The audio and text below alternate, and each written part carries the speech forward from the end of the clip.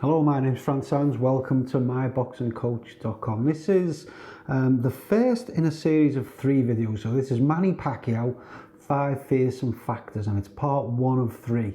I'll explain why I'm going to do 3 videos on this particular subject towards the end of the video. So Manny Pacquiao, I mean, no introduction needed really, is the 8-weight world champion. Won titles in 4 of the flagship divisions: flyweight, featherweight, lightweight and welterweight. 4 decades, across 4 decades he's won world titles, and the oldest welterweight in the history of the sport. Amazing guy. Now I'm going to do the 5 fearsome factors that I believe set him apart. These are my fearsome factors, and you'll notice just before we get into this quick video that I demonstrate in orthodox. I do explain in the video why I do that. I just didn't want you to go in, see me demonstrate in orthodox and go, oh, this guy doesn't know what he's talking about. I may not, but I wanted to at least explain that I do my demonstrations mostly in orthodox, but it doesn't matter. I'll tell you why in the video. Have a quick look at this. So the 5 fearsome factors of Manny Pacquiao. He's got a really interesting style. It felt quite easy to pick out these factors to me. Now, you could pick 5 totally different things, but these felt quite straightforward to me, just based upon the style of fighter that he is. Number 1, body shape and alignment and weight distribution. Always think about that with a boxer, because it does matter. So, his body shape. Very side-on. Probably one of the most side-on pros I've seen for a long time, to be honest with you. It's a big part of his game, this almost bladed stance, yeah? Very much a leftover of his amateur days. He had a good amateur career, 60-odd fights, I think. We lost a small handful. So he's got that bladed stance. He's not square, okay? There. His stance is quite wide. Difference between a narrow stance and a wide stance is that with a wide stance you get more fine control, so you've got more mobility over really short distances. Makes you super effective. It really improves your ability to move explosively.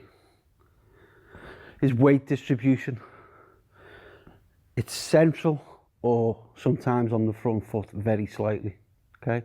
He is, to me, primarily a defensive fighter, and this overall stance with his weight central, sometimes on the front, and again he's very versatile. He'll drift it all the way.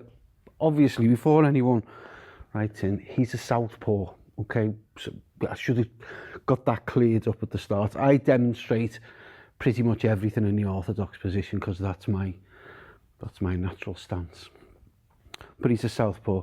Everything about southpaw is exactly the same. Technical skills, how you learn those skills, how you execute them, exactly the same. The difference with the southpaw is tactical. That's all it is.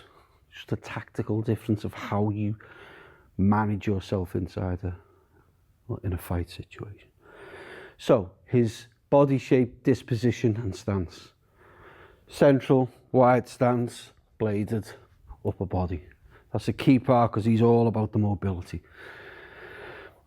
Fearsome factor number 2, his long range prowess. He is outstanding at long range. That's where I think he really wins the fights. And the reason I say how good he is, because he's constantly with the jab and he's constantly taking his head and slipping and ducking. He's triggering the opponent. Okay, he has the basis of a great counter-punching style. Trigger, pops that jab out, and as 1-2s, you know, he's got a really good. You think about how he did Ricky Hatton when he's tapping with the jab as Hatton rushes forward, half a step back, bang, let that good long backhand go. So it was something like, and he just stopped. Used the incoming weight of Hatton, count to 100, and he's not getting up. So long range, and it's all about them slips and ducks. It's everything, and rolls. He just keeps, you know, we'll come on to how he incorporates those, because he doesn't just stand still, but by the same token, he doesn't move a lot. He isn't darting all over the place. Fearsome factor. So fearsome factor number 2, his jab, his long range work, his feints, how that long range capability of his shows itself. Great jab, lots of slips, ducks and rolls, lots of feints. He's a great counter puncher. Fearsome factor number 3. This is a bit of genius. Now, when we come on to doing our drills, you'll see this much more effectively.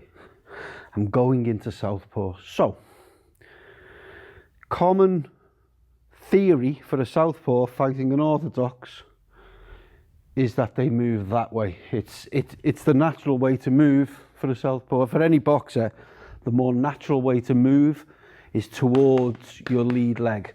You can be a lot more fluid. Pacquiao doesn't really do that.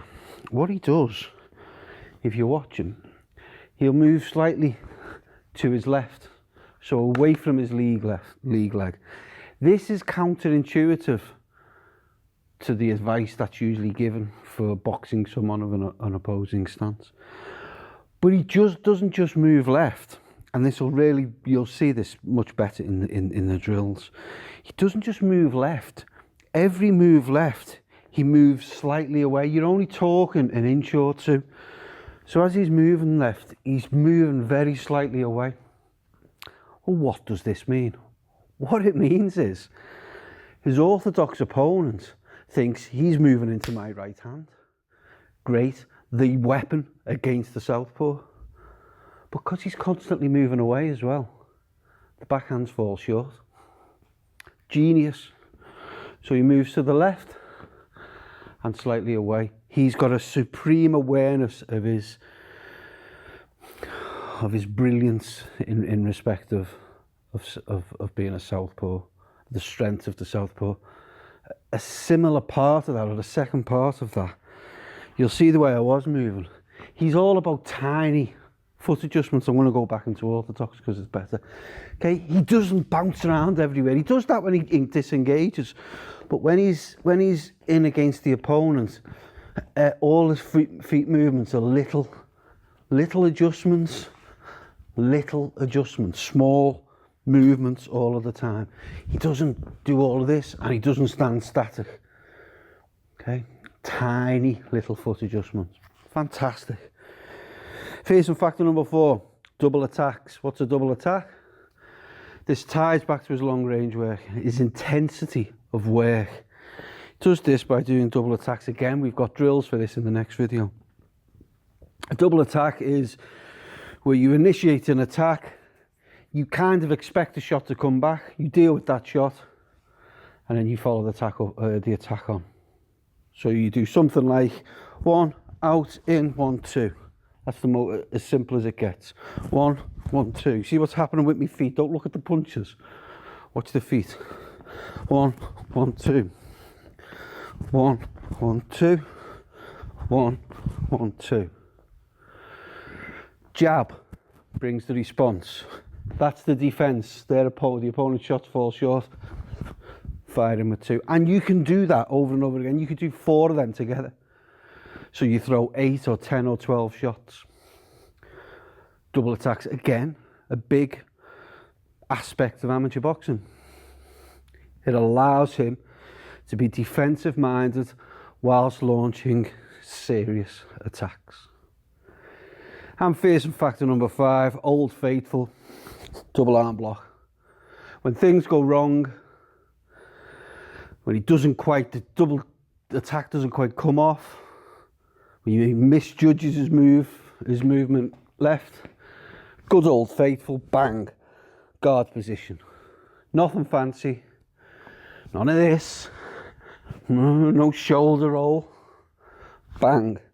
What all experienced boxers do when they get themselves caught in a situation. Double arm block. The old faithful looks after you. They are the 5 fearsome factors for me, Manny Pacquiao. So there you have it. Superb defensive fighter, but at the flip of a switch, he turns into a super intense, aggressive fighter. Look, 25 years at the top level of the sport. I can only really think of Roberto Duran, maybe one or two others who do that. You don't stay at the top of boxing by taking lots of shots. That wears you out. It finishes you as a fighter. So that speaks to Pacquiao's brilliance in terms of versatility, self-control and how he's looked after himself, and his defensive smart. So that is the first video in a series of 3. In the next 2 videos, I'm going to teach you how to instill some of those fearsome factors, because I'm a coach. Okay, it's not just about telling you the theory. I've got to try and help you instill some of that into your boxing training. Really makes training interesting and exciting. So we will get some drills in the next video, and then we'll work out how we execute. Have I got them right? What fearsome factors have I missed? I'd really love to have your comments down below, so please do leave your thoughts. Hit like, hit subscribe, and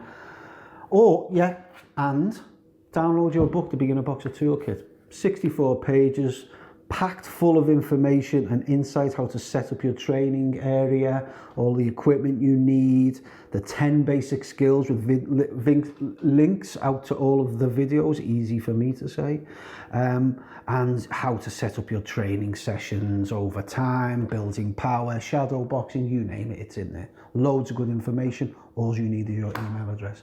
Otherwise, my name is Fran Sands, and I look forward to seeing you in the next video. Cheers.